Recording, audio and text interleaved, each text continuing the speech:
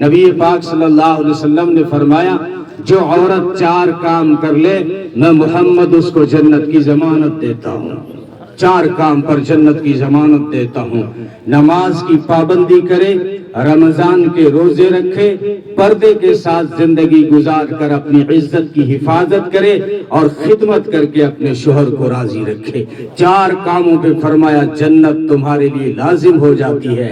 اور جب معراج پہ گئے اور وہاں کے جب واقعات سنائے، عورتوں نے کہا کہ ہمیں بھی وہاں کی داستان سنائیں، تو نبی پاک صلی اللہ علیہ وسلم نے کو چونکہ سبق دینا تھا تو فرمایا عورتوں میں نے دوزخ میں عورتوں کو زیادہ دیکھا ہے۔ محدثین فرماتے ہیں نبی کا انداز ہے یہ ناصحانہ ترغیب دینی تھی، ورنہ وجہ دوسری بھی تھی کہ دوزخ میں زیادہ جانے کی وجہ تعداد کی زیادتی ہے۔ عورتیں دنیا میں بھی زیادہ ہیں، عورتیں جنت میں بھی زیادہ ہیں، عورتیں دوزخ میں بھی زیادہ ہیں۔ اس لیے آپ تانا نہ دو، بس موقع ملتے ہی لوگ کہہ دیتے ہیں یہ ٹیڑھی پسلی سے پیدا ہوئی ہے، یہ کبھی سدھر نہیں سکتی۔ ایسا نہیں ہے، ٹیڑھی پسلی سے جو تشبیہ دی گئی ہے وہ خوبصورتی ہے، یہ جو ہے پسلی کی ہڈی ہوتی ہے یہ بل کھائی ہوئی ہوتی ہے، یہی اس کی خوبصورتی ہے۔ اگر ہماری پسلیاں سیدھی ہوتی تو ہمارا اٹھنا بیٹھنا چلنا مشکل ہو جاتا، اگر یہ عورتیں سیدھی ہوتی تو ہماری زندگی کا چلنا دشوار ہو جاتا۔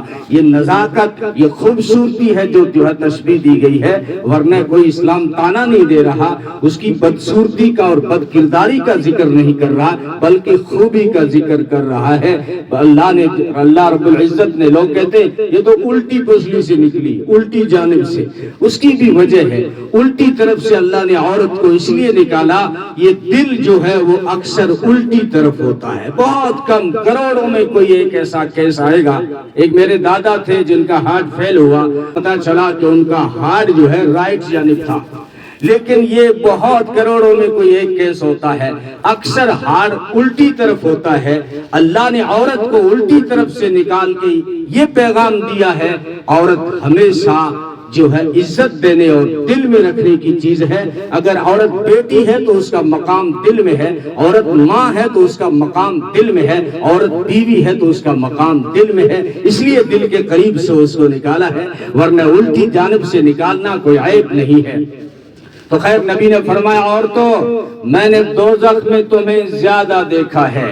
تو ایک عورت کھڑی ہوئی اللہ کے رسول اس کی وجہ کیا ہے، عورتیں دوزخ میں کیوں جاتی ہیں زیادہ؟ فرمایا اس کی 3 وجہ ہیں، 3 وجہ ہیں، مختصر بات ہے غور سے سن لیں۔ 3 وجہ ہیں جس کی وجہ سے عورتیں دوزخ میں زیادہ جاتی ہیں۔ پہلی وجہ لعن تان کی عادت بہت ہے، کوسنے کی عادت بہت ہے عورتوں کے اندر، چھوٹی چھوٹی باتوں پہ تانا دینا، کوسنا، بددعائیں دینا۔ اپنے بیٹے کو نہیں بخشتی، آپ جو ہے ٹینشن نہ لیا کریں کہ جو مجھے کیوں بول دیا، میری بیوی ہے، یہ تو بیٹوں کو نہیں بخشتی، دودھ پیتوں کو نہیں بخشتی، کہتے مری لیا تیری قبر کھودوں، یہ اپنے بیٹے کو کہہ دیتی ہے۔ اور جانوروں کو نہیں بخشتی، اگر پڑوسن کی بکری آ جائے نا، بیچاری بکری کو کیا پتا تمہاری آپس میں بنتی ہے کہ نہیں بنتی ہے، لیکن اگر پڑوسن بکری آ گئی تو سننا عورتوں کی تقریریں، کہتی ہیں تیرا دھڑی مرے تنے پانی کن پلاوے کے، یہ سنانا تو پڑوسن کو ہوتا ہے لیکن ٹارگٹ بکری کو بنایا جا رہا ہے۔ یہ لعن تان کی عادت عورتیں چھوڑ دیں، جنت کمانا عورتوں کے لیے آسان ہو جائے گا۔ دوسری عادت نبی نے فرمائی اس کے اندر ناشکری بہت ہے۔ جو گناہ حدیث میں سنائے گئے ہیں آج کے معاشرے میں دیکھیں تو مرد بھی کم نہیں ہے، غیبت میں، چغلی میں، لعن میں، طعن میں، کوسنے میں، کیچڑ اچھالنے میں، ناشکری میں ہم بھی کم نہیں ہیں۔ لیکن نبی پاک صلی اللہ علیہ وسلم نے ترغیب دیتے ہوئے فرمایا عورتوں دوسرا عیب جو تمہارے اندر ہے جس کی وجہ سے تم دوزخ میں زیادہ جاتی ہو وہ ہے ناشکری۔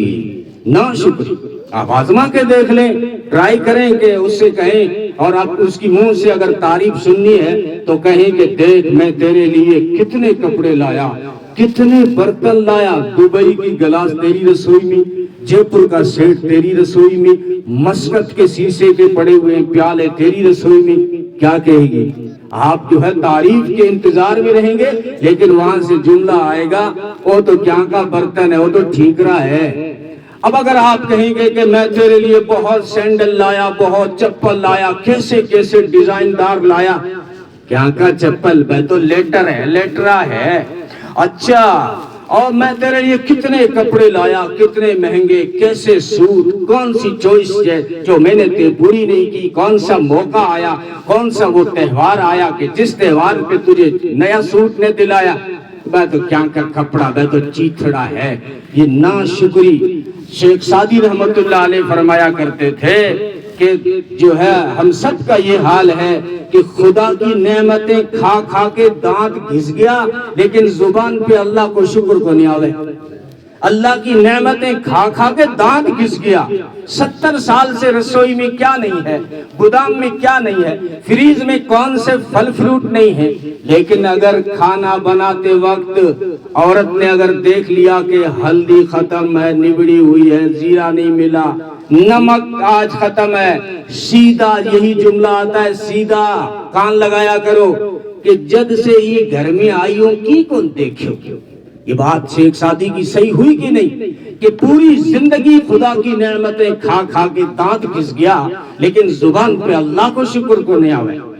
اس لیے جو ہے اپنے آپ کے لیے رول ماڈل بنائیں زہرا کو، عائشہ کو، حضرت زہرا، حضرت فاطمہ الزہرا رضی اللہ تعالی عنہا۔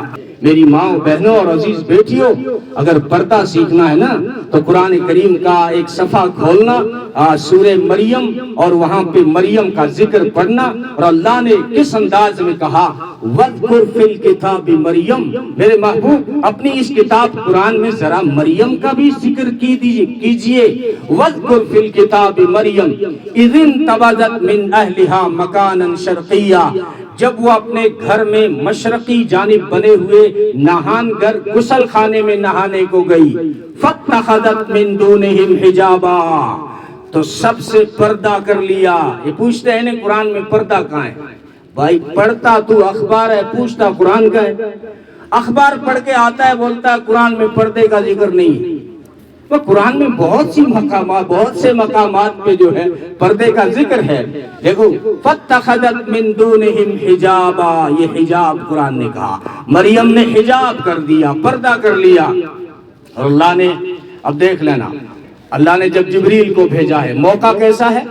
غسل خانہ ہے، نہان گھر ہے، اور تنہائی ہے، اور سب سے پردہ ہے، تو وَأَرْسَلْنَا إِلَيْهَا رُوحَنَا فَتَمَثَّلَ لَهَا بَشَرًا سَوِيًّا، تو ہم نے بشر کی صورت میں جبریل کو بھیج دیا وہاں نوجوان اور خوبصورت کی شکل میں، کہ یہاں پہ مریم کا امپریس کیا رہتا ہے، یہاں پہ مریم کا کردار کیا رہتا ہے۔ جب جبریل آیا ہے، نوجوان لڑکے کی شکل میں ہے، خوبصورت ہے، مریم بھی جوان ہے، کنواری ہے، خوبصورت ہے، لیکن جب یہ تنہائی میں نوجوان شکل دیکھی تو کیا کہا؟ یہ میری بچیوں سننے والی بات ہے، قالت انی اعوذ بالرحمن منک ان کنت تقیا، اللہ کی پناہ، کون ہے تو، یہاں کیوں آیا، چلا جا یہاں سے۔ نبی پاک صلی اللہ علیہ وسلم کا ایک فرمان ہے کہ اگر عورت گھر میں اکیلی ہو اور کوئی اجنبی گھر پہ کسی کام سے ملنے، اس کے والد سے، اس کے شوہر سے، اس کے بھائی سے کوئی ملنے آ گیا، اس نے دروازے پہ دستک دی کہ فلانا صاحب گھر پہ ہیں، تو نبی پاک صلی اللہ علیہ وسلم نے فرمایا عورت ایسے موقع پر نرم لہجہ نہ اپنائے بلکہ اپنے لہجے میں سختی لائے۔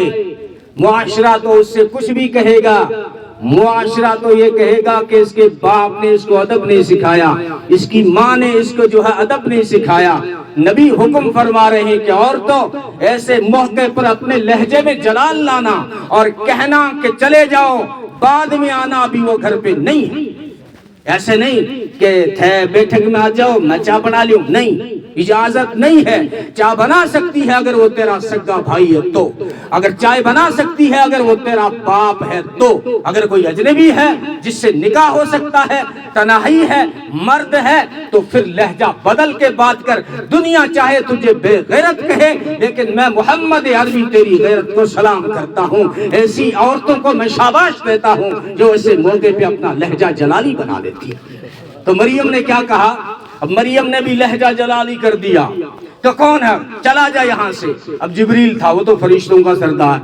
قال انما انا رسول ربک، میں تیرے رب کا بھیجا ہوا ہوں، میں تیرا رب کا بھیجا ہوا فرشتہ ہوں۔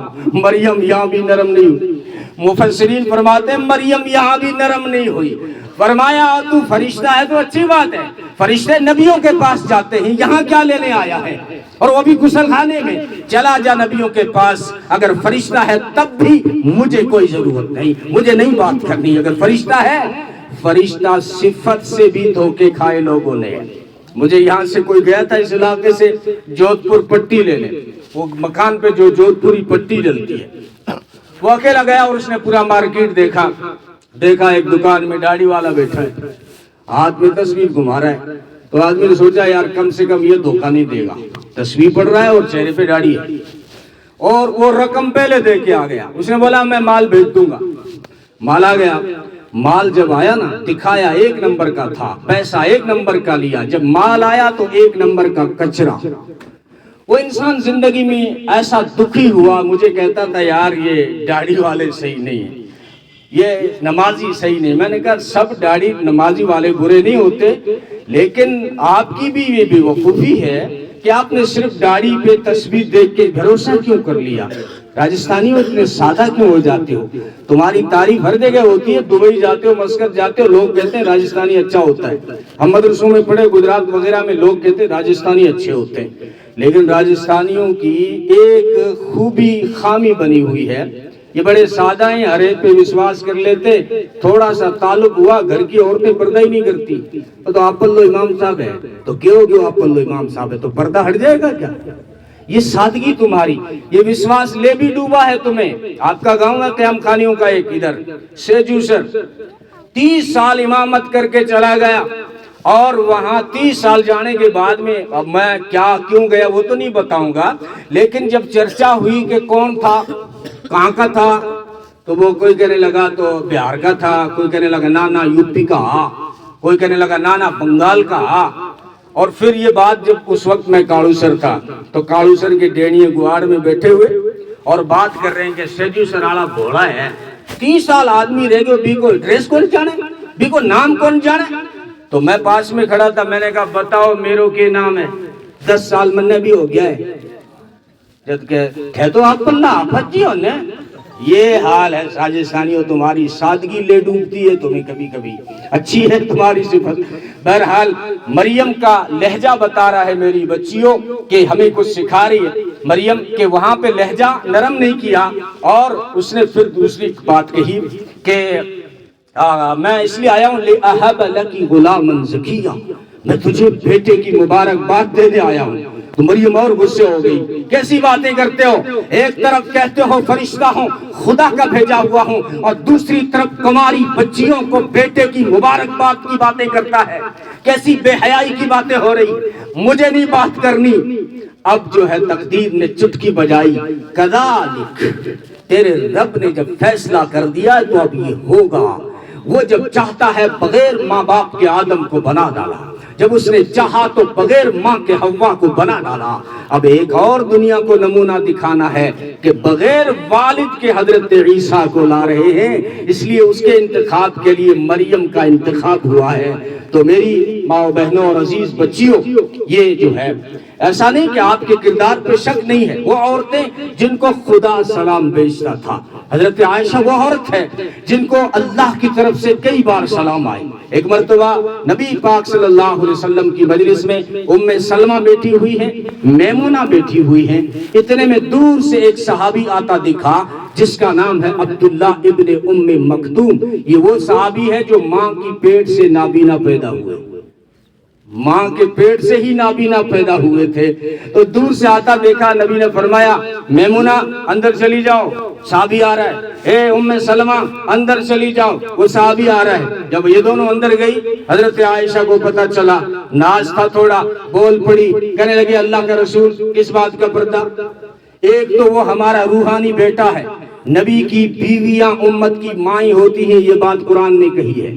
ایک تو وہ ہمارا بیٹا ہے، دوسری بات اللہ کے رسول وہ تو آنکھوں سے ہی اندھا ہے، وہ تو ماں کے پیٹ سے نابینا پیدا ہوا، اس سے کیا پردہ کریں؟ نبی نے جو فرمایا وہ پلو میں باندھ لو۔ غصے ہو گئے، فرمایا عائشہ وہ تو اندھا ہے لیکن تم تو اندھی نہیں ہو۔ یہ کیا، یہ کون سی عورتیں تھی؟ کتنی پاکیزہ عورتیں جن کو خدا سلام بھیج رہا ہے امت کو بتانا تھا کہ پردہ کتنا اہم ہے۔ بہت سارے اسٹیٹوں میں گیا ہوں لیکن راجستھان میں جتنی بے پردگی ہے اتنی کسی اسٹیٹ میں نہیں ہے۔ راجستھان کی عورت میں گواڑ ہمیں یہاں بات کرے لاگے محلوں کو پارشد ہوئی ہے، زور زور سے پٹیل بن کے چودھری بن کے بڑی بڑی باتیں۔ نبی نے لعنت فرمائی ایسی عورت پر جن کی آواز گھروں سے باہر جا رہی ہوتی ہے۔